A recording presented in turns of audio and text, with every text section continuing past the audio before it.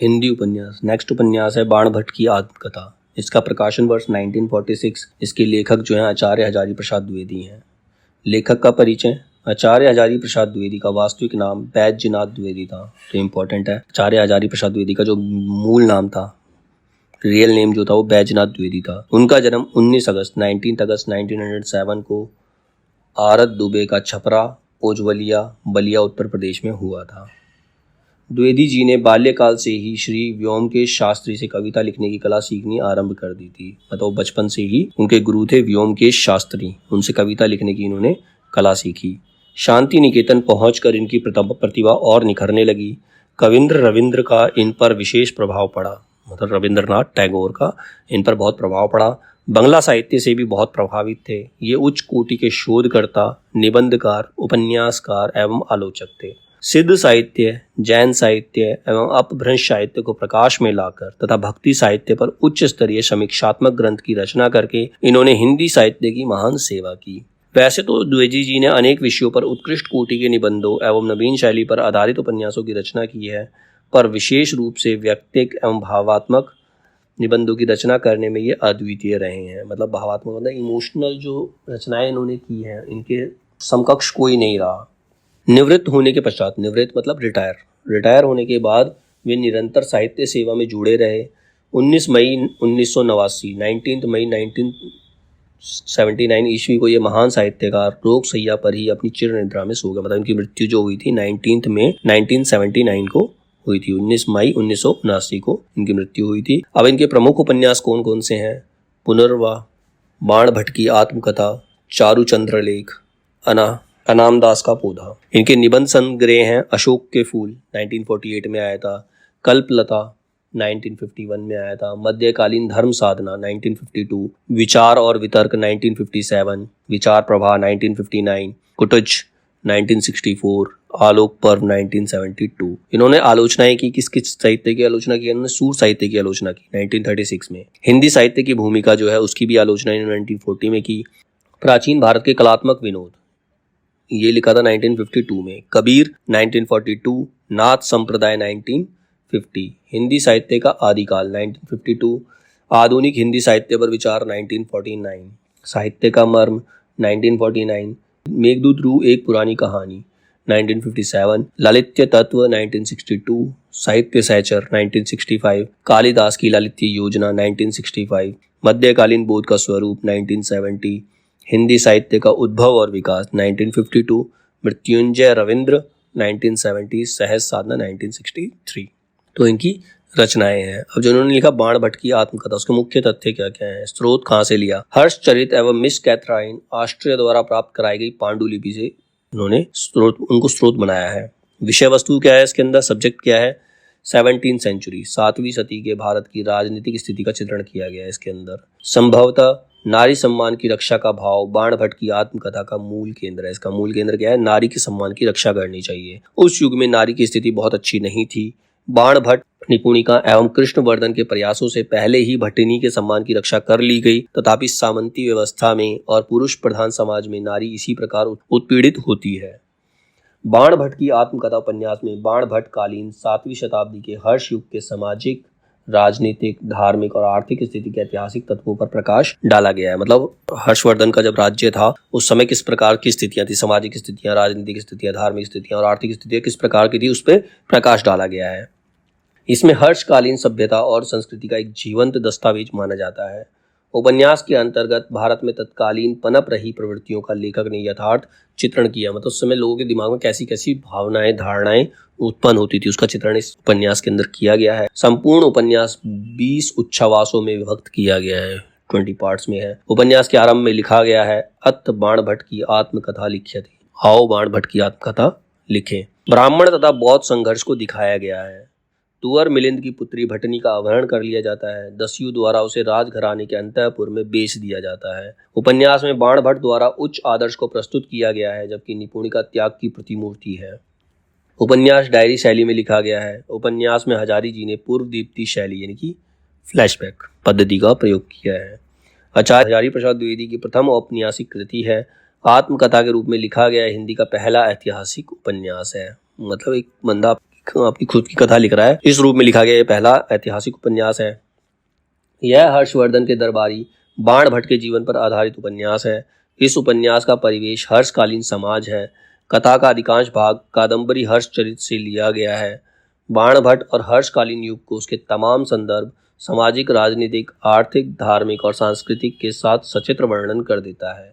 इस उपन्यास के माध्यम से द्विवेदी जी इतिहास से पाठक को परिचित कराते हैं। बाण भट्ट जैसे प्रकांड पंडित एवं सहृदय कवि के माध्यम से द्विवेदी जी विश्व मानवतावाद का प्रख्यान करना चाहते हैं। यह कृति बाण भट्ट के द्वारा लिखी गई है, जिसकी पांडुलिपि किसी प्रकार से मिस कैथराइन दीदी को मिल गई थी और उसका अनुवाद भी दीदी ने नहीं किया है। केवल संपादन इसका कार्य आचार्य हजारी प्रसाद द्विवेदी ने किया है। इस प्रकार यह प्रमाणित करने का प्रयास किया गया है कि यह कृति उपन्यास ना होकर भट्ट की स्वयं की लिखी गई आत्मकथा है, मतलब उन्होंने खुद लिखा है। ये प्रूव करने का प्रयास किया गया है। हर्ष के शासनकाल में घटने वाली महत्वपूर्ण घटनाओं में राजश्री का उद्धार, ह्योन-सांग के सभापतित्व में हुई महती सभा अत्यंत महत्वपूर्ण है। उपसंहार में कैथराइन दीदी, जो कि ऑस्ट्रिया की निवासी है, उसको क्रोध करते दिखाया गया है कि द्विवेदी जी ने इसे ऑटोबायोग्राफी क्यों कहा, किसको आत्मकथा क्यों कहा। कैथराइन दीदी ने बाण भट्ट की आत्मकथा के कुछ अंश मिले, जिसका हिंदी अनुवाद करके उन्होंने व्योमकेश शास्त्री को दे दिया, जो कि हजारी प्रसाद द्विवेदी के गुरु थे। ठीक है, अब इसके प्रमुख पात्र कौन कौन से हैं। सबसे पहले पुरुष पात्र में सबसे पहले है बाण भट्ट। आत्मकथात्मक उपन्यास का नायक है, अप्रतिम विद्वान एवं विश्रुत कवि है, मतलब विख्यात कवि है, वो फेमस है और विद्वान है। कुशल अभिनेता है, अप्रतिम साहसी, मानव मात्र से प्रेम करने वाला है, सुसंस्कृत, शिष्ट, भावुक और सत्यभाषी, हमेशा सच बोलता है। तो ये नायक है इस कथा का, क्योंकि इसका नाम ही, उपन्यास का नाम ही बाण भट्ट की आत्मकथा है, तो बाण भट्ट क्या है, इसका नायक है। उसके बाद है कृष्णवर्धन, साहसी, वीर, राजनीति के प्रकांड, व्यवहार कुशल, पवित्र हृदय, भावुक, विनयशील, उदारता की खिन, विद्या के भंडार, तेजस्वी, प्रतिभा संपन्न एवं प्रत्युपनमति, सम्राट हर्षवर्धन के अनुज हैं एवं स्थान विश्व में प्रख्यात नीतिज्ञ हैं, मतलब पूरी जगह पर वो सबसे फेमस नीतिज्ञ है। मतलब ये कृष्णवर्धन जो है हर्षवर्धन के छोटे भाई हैं।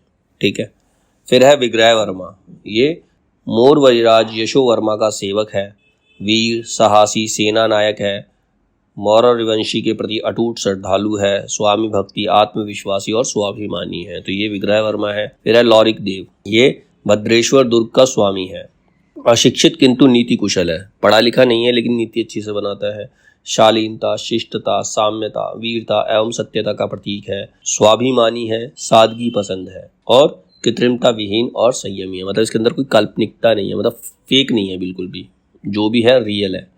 फिर है अघोर भैरव, ये वाम मार्गी साधक है, गंभीर एवं निश्चल, चमत्कारी, तेजस्वी एवं सत्याश्री अवधूत है।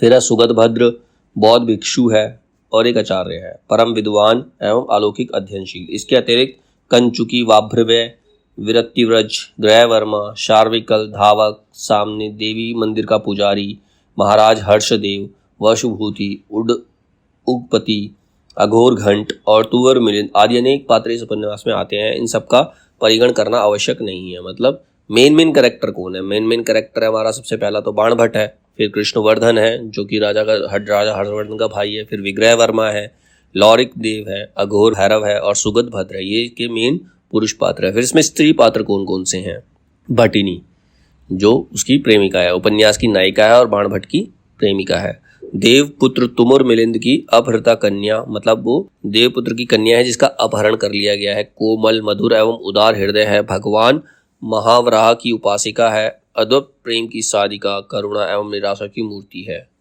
फिर है निपुणिका कौन है, उपन्यास के प्रधान पात्र है, मेन पात्र है और बाण भट्ट की प्रेमिका, ये भी बाण भट्ट की प्रेमिका है। ठीक है, दो प्रेमिकाएं हैं उसकी, एक भट्टनी और एक निपुणिका। अभागिनी किंतु उत्सर्गमयी, बाल विधवा, कुशल अभिनेत्री और राजकुल की परिचारिका, मतलब वो दासी है एक तरह से। अशिक्षिता किंतु अथाह हृदय और प्रत्युत्पन्न बुद्धि वाली, शिक्षित नहीं है लेकिन उसके अंदर बुद्धि बहुत है, दिमाग बहुत है उसके अंदर। तो उसकी दो प्रेमिकाएं हैं, भट्टनी और निपुणिका, बाण भट्ट की दो प्रेमिकाएं हैं। महामाया वाम मार्ग में दीक्षित सन्यासिनी है, पहले मौरव निर्वेश ग्रह वर्मा की रानी, कुलुत राजकन्या है, अत्यधिक गरिमामय नारी है, विवाह से पूर्व अघोर भैरव की वाग्दत्ता और कलांतर में शिष्या है। फिर है सुचरिता। सुचरिता उपकथा की नायिका है, नारी के अंतर व्यथा की प्रतीक है, विरक्ति विजर की पत्नी और नारायण की उपासिका है। इसके अतिरिक्त और भी है स्त्री पात्र इसके अंदर, गणिका, मदनश्री, चारुस्मिता, अंतःपुर की द्वार रक्षिणी तथा परिचारिकाएं, ये सब स्त्री पात्र हैं, बाणभट्ट की आत्मकथा के कथानक में आते हैं। अब इस उपन्यास की भूमिका क्या है? हजारी प्रसाद द्विवेदी एक ऐतिहासिक उपन्यासकार के रूप में ही जाने जाते हैं। बाणभट्ट की आत्मकथा उपन्यास हजारी प्रसाद द्विवेदी द्वारा लिखित पहला ऐतिहासिक उपन्यास है, मतलब पहला हिस्ट्री को लेकर पहला उपन्यास लिखा गया है। इस उपन्यास का प्रकाशन 1946 में हुआ था। यह उपन्यास हर्षकालीन सभ्यता और संस्कृति का जीता जागता दस्तावेज है। यह उपन्यास इतिहास और कल्पना का बहुत ही सुंदर समन्वय है। ऐसा प्रतीत होता है कि ये दोनों एक दूसरे के पूरक हों। इस उपन्यास का संबंध संस्कृत के प्रसिद्ध कवि बाणभट्ट से है। उपन्यास में 7वीं शताब्दी के हर्ष युग के राजनीतिक, सामाजिक, आर्थिक और धार्मिक स्थिति के ऐतिहासिक तत्वों पर प्रकाश डाला गया है। इस उपन्यास में प्रमुख 3 पात्र हैं। मेन जो पात्र 3 है, बाणभट्ट, भट्टिनी और निपुणिका, मतलब भट्टिनी और निपुणिका दोनों जिसकी प्रेमिकाएं हैं। राजश्री, कुमार वर्धन, सुचरिता, ये सभी पात्र कथानक के विकास में अहम भूमिका निभाते हुए जान पड़ते हैं। इसके साथ ही इसमें काल्पनिक पात्र भी हैं जो सिर्फ कल्पना की गई है।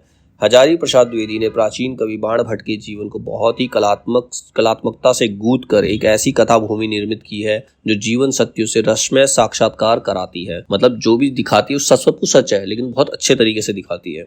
द्विवेदी जी ने इस उपन्यास की रचना मध्यकालीन इतिहास के एक छोटे से कालखंड को आधार बनाकर की है। इस उपन्यास में 7वीं शताब्दी का इतिहास और समाज का जीवंत चित्रण प्रस्तुत हुआ है। इस उपन्यास की केंद्रीय समस्या बाणकालीन राजवंशीय इतिहास को प्रस्तुत करने की नहीं है, मतलब वो राजवंशीय इतिहास को प्रस्तुत नहीं करना चाहते, बल्कि मुख्य समस्या है भट्टिनी, जो कि एक प्रभावशाली चरित्र है, उसकी रक्षा करना। मतलब इस पूरे उपन्यास के अंदर जो डिपेंड करता है वो अपनी प्रेमिका की रक्षा करता है। जो भट्टिनी नारी की गरिमा, उदारता, समस्त भारतीयता और अपने समाज की आस्था का प्रतीक है। नारी सम्मान की रक्षा का भाव इस उपन्यास का मूल केंद्र है। मतलब नारी के सम्मान की रक्षा की जानी चाहिए, चाहे नारी कोई भी हो। हजारी प्रसाद द्विवेदी के कार्यत्री प्रतिभा के कारण ही उच्च कोटि की भावयत्री प्रतिभा भी है।